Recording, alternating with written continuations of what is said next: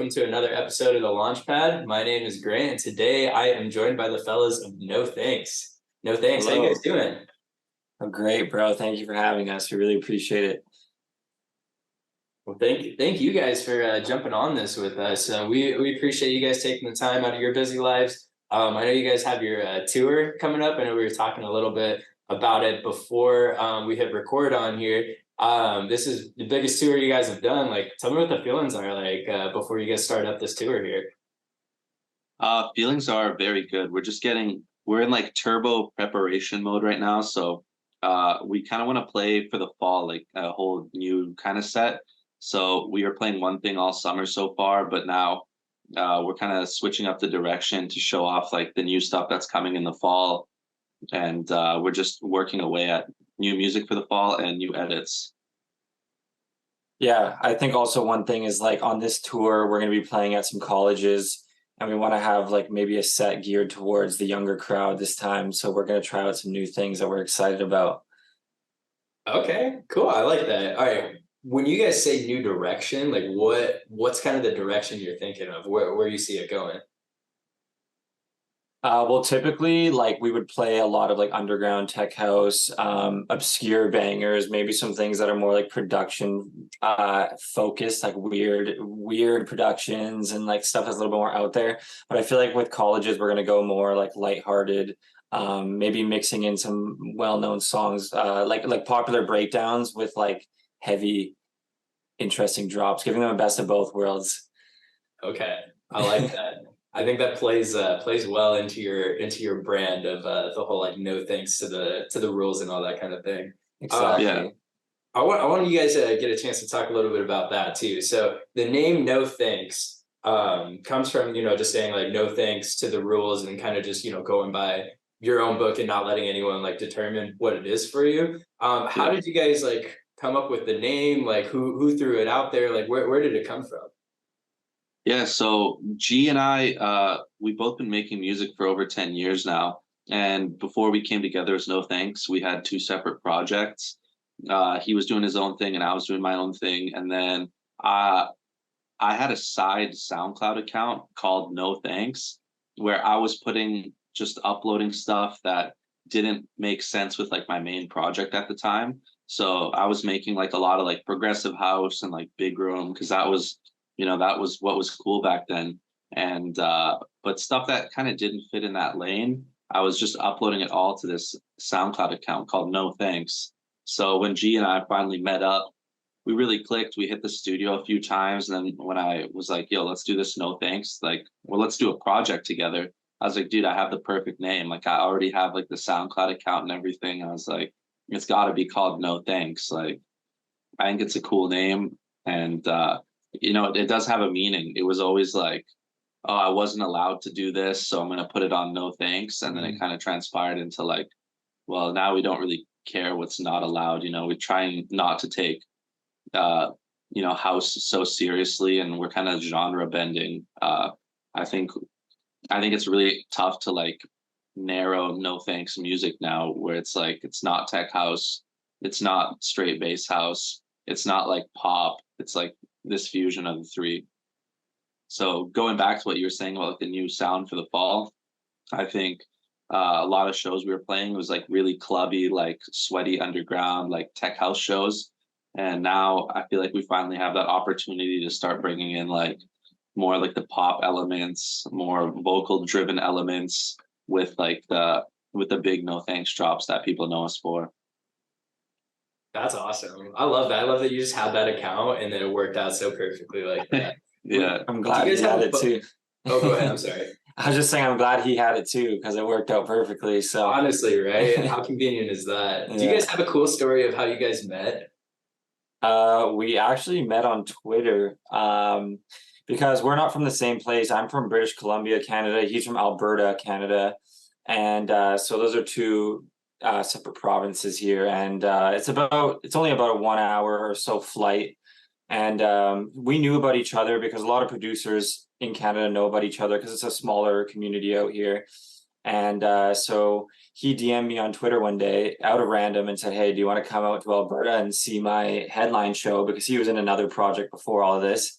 And for whatever reason, I said sure, which is something I normally would have never done. And so I went, and we just kind of hit it off, and the rest was history. And I'd never hung out with him before. I was like, yeah, you can stay at my mom's place. Like, we'll vibe, come to the show.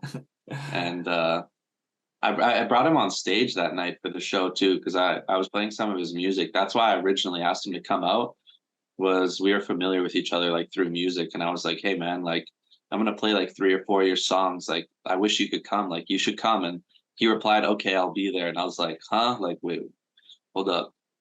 I was like half serious, half kidding, and then he actually came through. Yeah, that's great. Now you got to be a host and everything. Yeah. That's actually awesome. I love that. I want to talk a little bit about like your guys' musical background, because you guys have both been musicians for a while. I know G, you played the drums for a while, and then Dejan, you played piano before this. Yeah. What was kind of like the introduction like into music? Were your families like big musicians, or did you guys just kind of pick it up on your own? Like, how did that come about? My dad, he was actually in a heavy metal band called Sacred Blade, and they actually did like pretty well back in the day. They used to like open for Metallica and stuff like that. So growing up, I always was listening to like heavy metal, and I think that's where I got my love and passion for drums and just music in general. And then I guess just through my passion of music, I eventually wanted to create my own music, and I realized I needed an entire band if I wanted to make, full songs by myself. And that's kind of how I got into production, because that was like my one avenue into creating full songs by myself. So I think that's where that all stemmed from, is my dad being in a band pretty much. Okay, nice. Yeah, for me, my dad, he played the accordion, like like the one that you play, like the classic like accordion. Oh yeah, those are Yeah. badass, dude. What the Yeah, hell? That's nice. my parents are from Bosnia, so that's like a super popular instrument over there. So Okay. my dad, like, he'd play like at all like the parties or whatever, because it was that kind of music. It wasn't like electronic music. Metal wasn't like, or rock wasn't like a big thing over there. It was really like classical, like traditional, like Bosnian Serbian music. So my dad was into that. So my whole life, like growing up every weekend as a kid, it was just like going to like parties, and my dad just busts out the accordion from the case and he starts playing it and everyone's singing along. So I started playing piano as a kid, and I thought I was pretty good at it, like just like a kid, you're going through piano lessons and stuff. And then my brother, he's a lot older than me. He's 5 years older than me. So when I was like 14, he was 19, and he'd be driving me to soccer practice and stuff. And he was playing like Hardwell and Nicky Romero in the car. So that was like my introduction to like EDM. And I'm 14 in my music classes. I'm playing like Beethoven symphonies and stuff. And then he puts on this Hardwell. Like, I'm so in love with the music, but I'm like, a lot of these songs are like 2 or 3 notes. It's like really simple, like progressions. And I was like, I feel like I could do this, And I was like, but how do I do this? So my dad bought me like a Kai little MIDI controller, Okay. and it came with Ableton Live Lite, and I just started just messing around with it. Like, kind of anyone who gets into producing, you don't expect it to be serious until it becomes serious. So it was like a mix of my dad and my brother. My brother really got me into EDM though, just driving me to school every morning, picking me up, and driving me to soccer practice. He was always bumping like Hardwell, like all that big room stuff. So that's how I fell in love with EDM. Okay, nice. Who are like the artists? Because those are some of the artists like back then that like first got you into it. Who are the artists like right now that kind of inspire and motivate your music, or like who do you guys draw from? Matroda, Chris Lake, and always I feel like I'm inspired by Skrillex. So I'd say those are the top three, at least for me. Yeah, I'd say the same thing. Honestly, me and G are kind of really dialed when it comes to like what inspires us.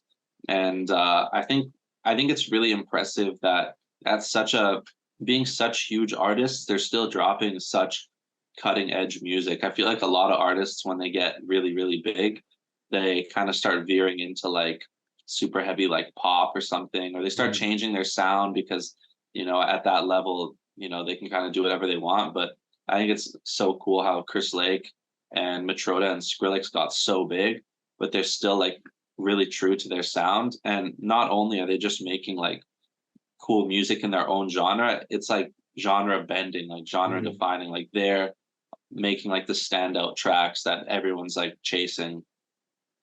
Yeah. They're the bar, you know what I That's mean? very well said. Everyone wants to be as good as Chris Lake. In the house lane, everyone wants to be as good as Matroda, and then I think Skrillex just has like a iron grip on like dance music for just being like the boss. Yeah, no, for sure. Well, you guys have seen like a decent amount of success in your time since getting together. But like who are some artists that you guys can think of that probably aren't getting the recognition that they deserve right now? Maybe like some smaller artists that most people haven't heard of. Who are some names that either like you've worked with or that you've met in the past, or just some music you've been hearing that you're really into? One I can think of right off the top of my head is Eleganto, kid from Spain. I think he's maybe 22, 23. We did a song with him maybe a year and a half, 2 years ago called Bring Me Back. And he's got to be one of the most talented producers I've ever met. We're actually doing a back-to-back with him in 2 weeks, which we're really excited about. But he just released a track with Julian Jordan, and he produces with a lot of big artists. He's like insanely talented.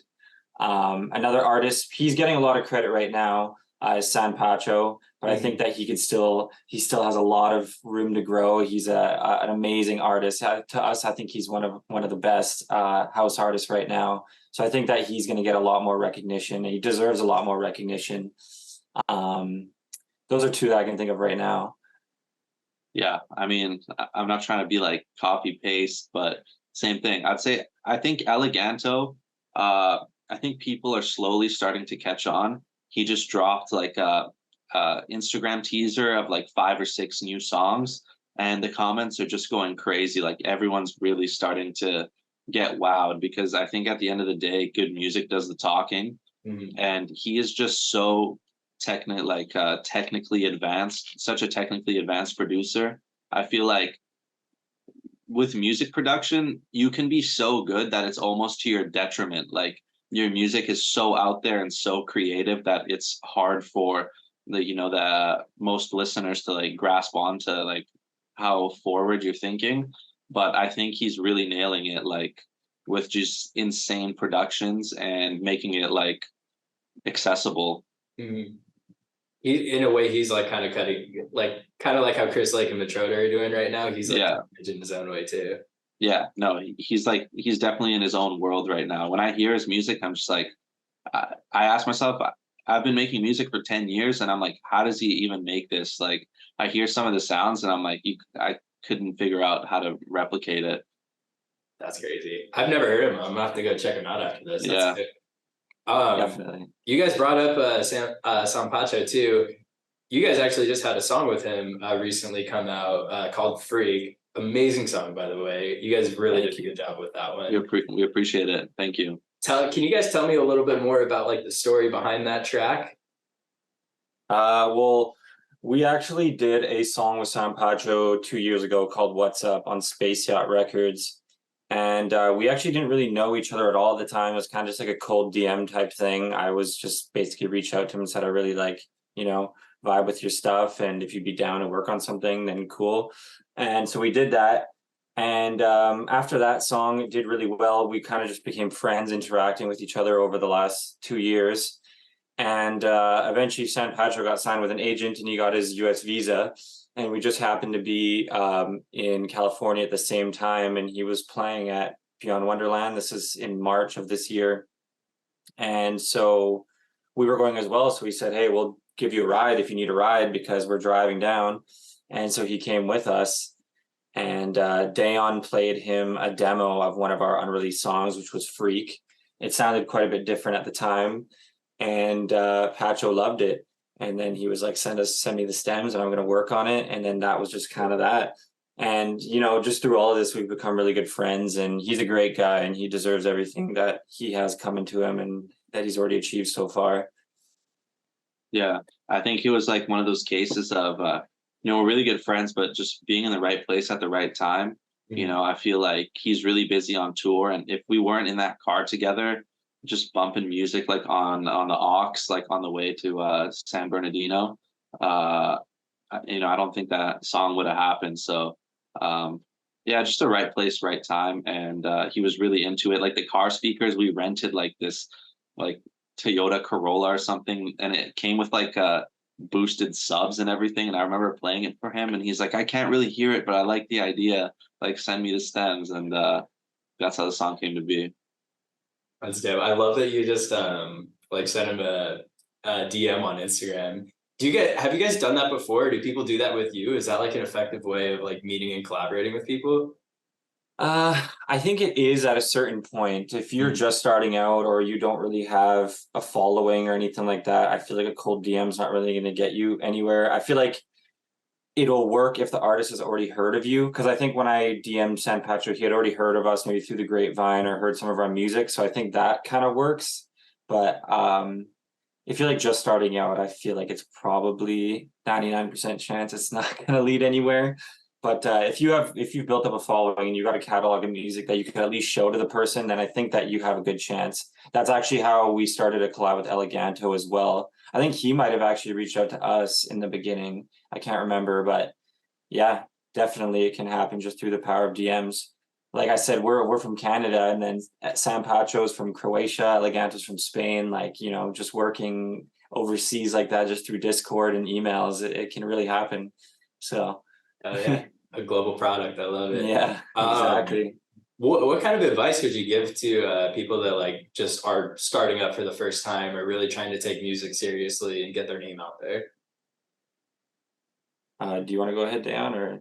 Yeah, I mean, I'd say the number one thing I would do when starting out is stop putting up mental all these roadblocks for yourself just to get going. I feel like a lot of producers when they're starting out are searching for perfection, and they don't want to release their music until like they get it just right and all this stuff.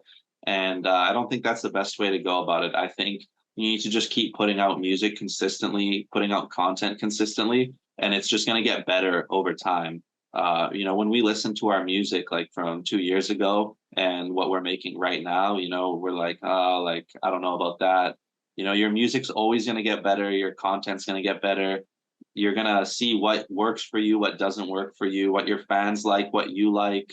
And, it's just going to, the blade's just going to keep getting sharper and sharper until you're this really, you know, you're going to be like a sword that can't be stopped.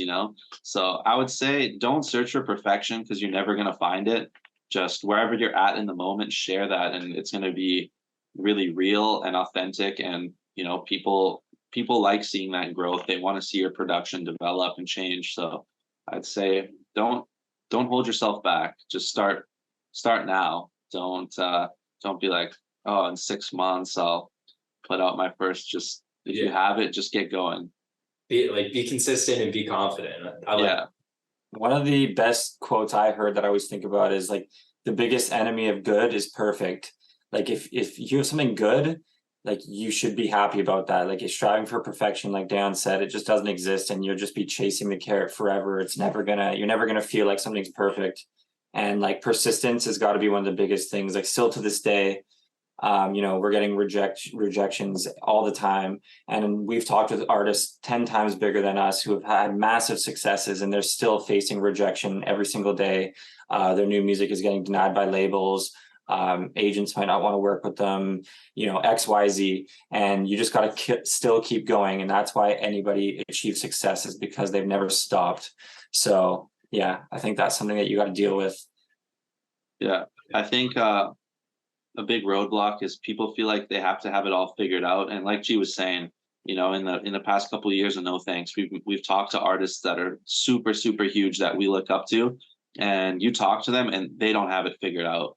Like you think that these guys who are at like the top of the game have it all together. But you're like, oh, when's your next song? Like, what's happening next? And they're like, I don't know, we're still figuring it out. So that's I think it's really good insight for someone getting into dance music, is no one has it figured out. It might seem like they have it figured out on social media and stuff, but it's the game is about like just constantly figuring it out and adapting. I like that. Yeah, just being flexible, being adaptable. I really like what you said about like, just oh man, what was like I'm just forgetting my quote already. Like the enemy of good is perfection or something like Yeah. that. That's Yeah. a beautiful quote. I'm gonna start using that. Yeah, it's good. That really stuck with me because then, you got to just let shit fly, basically, Like sometimes you just got to get it off the hard drive and into the universe, and you really never know what's going to happen. A lot of the times too, that surprises us is the songs that we thought weren't going to do well did the best. So it's like sometimes you got to just trust other people and trust the universe, because what's meant to be will be, and yeah, just don't I love stop. that. Let's talk about some of the music you guys have put out. You guys have put out a ton of music over the years. Is there a track for each of you that you feel especially proud of? There's a song called 808. Personally, for me, I think that one is like got to be one of my favorites, just technically and just production wise, the way it goes off at every show. I feel like it's still a bit of a slept on track, but I feel like every time we play it, it gets an awesome crowd reaction. And I'm just really proud of the production that we did on that song. I feel like it's unique, tasteful, and it really like kind of encapsulates the No Thanks sound all in one track. Yeah, I really like 808.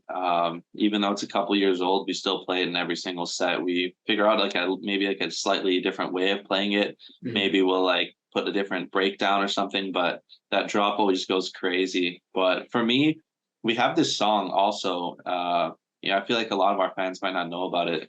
It's called Sober, and I think it really showcases like this other side of No Thanks, where we have like the tech house bangers that's like tech house, bass house, but then Sober is really vocal driven. And even though it's like a vocal track, it's not your typical pop dance track. It has like some really cool groove. It has some awesome like ear candy, really cool chords, and it's really intricate. And I think the vocal is super, super catchy. That song is called Sober with Dirty Radio. I think it's something people should check out. Oh yeah. I personally haven't heard either of the tracks. I'm gonna go and check both of those out after this. I love that you guys gave answers because I've listened to a ton of your music, and both those answers were songs that I haven't discovered yet. So that's awesome. I love that. Do you guys have like a most memorable set that you've played? Like one that really sticks out to you above all the rest? I get this question a lot when we come home, like from the road. They're like, "Oh, what was your favorite show?" And my answer is always the same. It's like every show is different in their own way, and just because a show is like huge or it's at like a really big festival or something, it doesn't necessarily make it better than like some other shows. Some of the best shows we played, like one that really stood out to me, like if I close my eyes and think about the tour, we played in Toronto in the fall, and I just remember during our set, like towards the end, you know, the crowd was just like so loud, like all you heard on every drop was just hey, hey, hey, like everyone was vibing. I was doing stuff I never do. I was doing like reloads on songs where like, when the song drops and like you spin it back and you play it again. Like I'd never done that in my life, but just in the moment, like the energy was so good. So that's what I'm saying. Just because a show is not like the biggest show, it's tough to really pick like that. But I really do like when the crowd is all the shows that we play when the crowd's really, really close to us. A lot of DJs are like snobby about people in the DJ booth or whatever. Like I want all my friends, I want all our fans like right there with us, like just vibing to the music. Booth monitors cranked, speakers cranked, just vibing. Those are the memorable shows to me. Definitely. Yeah, I feel like I guess to like kind of answer your question just a tiny bit differently, like a big milestone show for us that I'll never forget for sure was playing EDC for the first time. Like that was a really big deal just in terms of like a milestone moment. But I honestly think that one of the best shows we ever played wasn't even one of our own shows, but just last week or a week and a half ago, we did it back to back with Disco Lines in LA. And that might have been one of the most fun times I've had DJing in a long time. They just absolutely slammed out the Grand Central Market in LA for it was a hard summer pre-party, I believe. And Disco Line just randomly called us earlier that day and he said, "Hey, you want to come do it back to back with me?" And of course we said yes, and it just ended up turning out to be one of like the most fun times we've ever had DJing, just playing a bunch of random music. The crowd was going feral. So yeah, I feel like that was got to be one of the most fun shows in a long time. Yeah. And everyone was like right there. Like again, it was Yeah. just so packed. Like if someone wanted to like stop the music, like they're just that close to They us. just And reach I over. really, yeah, I love that intimate vibe. I think Mhm. it's just such a cool connection with you in the crowd. Just because you're playing like a super, super huge show doesn't mean like I'd rather play for 200 people who are there to see No Thanks and they're just like vibing, they just love house music, than to play for like 10,000 people who are just standing around. So that's kind of how I'd say. But a lot of standout shows. It's tough for me to pick one. Heck yeah, I like that. Do you guys have the most like memorable fan interaction? Oh, I gotta think about this for a second. We can come back. We can come back to it if you want to. Yeah, it's I mean, there was a fan in LA. Oh yeah, yeah, yeah. He's come to all of our LA shows, and he always will come to the booth and ask us to play our unreleased songs that nobody even really knows. He goes through our old mixes and like finds the unreleased ones, and he'll come to the booth and be like, "Can you play this song, play that song?" I'm like, "How do you even know that?" Yeah. And he's like singing all the words. So Gavin, if you see this, I know his name's Gavin. Hey, you're a great fan, a huge fan. I definitely remember that. Yeah. We just appreciate when people actually like go and like take the time to look through track lists and remember the words and things like that. It really makes it so much more like personal and like you know inspiring for us to realize that like it's actually resonating with people. Yeah. So It's really crazy for me to think like just like we're on a video call right now. This is how G and I make music like 99% of the time. We're not in the studio together. We're working on Discord. And it's just like it's kind of weird that, we're each in like our bedrooms basically making music. And then we go to like a city in a different country and someone comes up to us and like they know every word, they know all our unreleased music and stuff. It's still a really like foreign concept. It's really crazy. Like when that happened, I don't even know what to say, so yeah, Gavin's a legend. We love Gavin out here. Hell yeah. yeah. What's you guys can take this question any direction you want. Just finish this sentence. I wish more people Would go to shows for the music. what do you mean by that? Well, I feel like a lot of the times these days, festivals and clubs in general, like they've become like part of just popular culture, and people go basically to either be seen or to just get drunk or I mean, just to go have a good time, which was absolutely nothing wrong with that. But I just miss the days, or at least it felt like more so in the past, where people would go solely for the music and because there's nights and we played shows where it feels like a lot of people are just there for the music and the vibe is just so much better when it's like all eyes are on the DJ booth and their ears are focused just on the music and it's like nothing else matters in that moment and less cell phones, just music, paying attention. I feel like those are the best times. I'll never forget like going to shows when I was younger back in like 2012 2013 14 and there's no phones, it was just all music. I feel like those are the times I'm trying to like get back to. So that's what I mean by that. I like that answer because yeah, it does kind of feel like that with just cell phones and like social media. Just I mean, gaining popularity more and more like every single year to the point where people are like glued to their phones 99% Yeah, of the time. Like it's hard to it's a lot harder as a performer and as an artist to really capture a crowd in the way that you might have been able to like 10 or so years ago. exactly. And like a lot of people are concerned about playing what's hot and like a hit song, like the biggest song. I wish people could be maybe a bit more open-minded to hearing songs that they've never heard and just experiencing that for the first time rather than hearing their favorite song 100 times over. I think that would be really great for the music scene. I think so too, man. Those are always my favorite sets when I don't have a Yeah. soundtrack in there. What was the leadoff question again? I wish. It's super simple. I wish more people. I'd say it's not really even music related. If I had to say one thing, I'd say I wish more people would not let the little things like get to them so much, if it doesn't matter, if it won't matter in like a week or a month, then it shouldn't like slow your day down or whatever. I feel like people get caught up over like little things like, oh, like this is a few minutes late, or you know what I mean, like just small stuff. I think you're just so much happier when you look at the big picture and not like the little things, because life's always going to throw these little obstacles at you. So I wish people would just let the little things go and just focus on the bigger picture, how lucky we are to be doing what we're doing. I like that. We're at Moonland, we're really big on appreciation and gratitude. Every Yeah. single interview we ask this question. So I'll ask it to you guys now because it's good timing on it. But what's something that you guys are thankful for, like in music, and then something you're thankful for outside of music?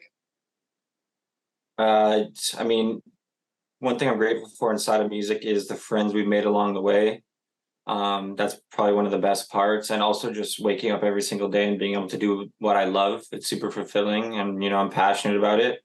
Outside of music, got to be my family, my dog.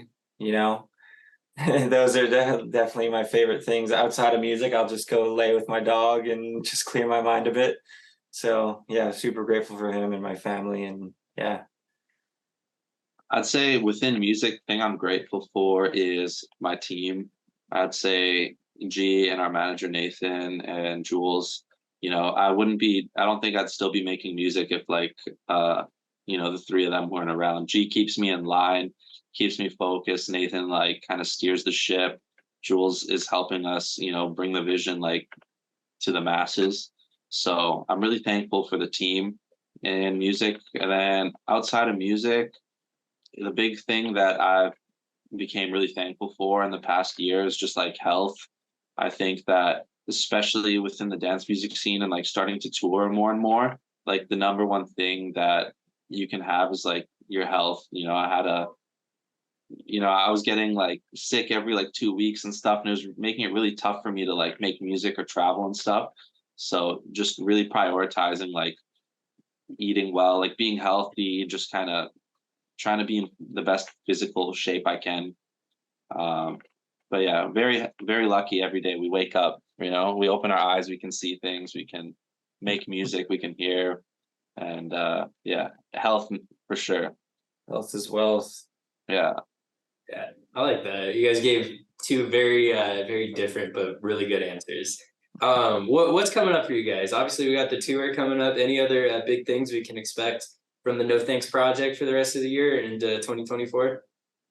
I'd say we have some big collabs. I know it's like an interview and you want to know, but we can't really talk about them. But we definitely have, I want to say like 4 or 5 collabs with like some really, really, really big artists. Like Nice. when I go to bed, sometimes I text Giuliano, I was like, dude, can you believe like we just worked on that song all day with that person? So we have some huge collabs lined up, and just we're releasing music about every month just going forward. No more waiting a couple months for brand new No Thanks music. It's just going to be like rapid fire. Okay. Heck yeah, I like that. Anything else you guys want to like touch on or talk about before we wrap up the interview here? Nothing specifically. I just want to say, if you've never heard of us before, please, we would love if you would go take your time out of your day to listen to some of our music, not just on Spotify, but on SoundCloud as well. We have some other like music that can never get cleared and released on Spotify that you can only find on SoundCloud. And if we're ever in your city, feel free to reach out to us. We would totally love to meet you. We love our fans. We love the people, because without them, we could not do this. So also thank you to everybody who has listened to our music already and supports us along the way. I agree with that. I agree with that sentiment. Yeah.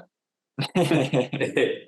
Well, I appreciate you guys taking the time out of your busy lives to sit down with me and talk a little bit about your music and your project. Well, I was going to say no thanks, but that sounds better. Thanks, but no thanks. Thanks, but no thanks. Well, Yeah, thank you guys. we I appreciate appreciate y'all. My name's Grant. This is another episode of The Launchpad.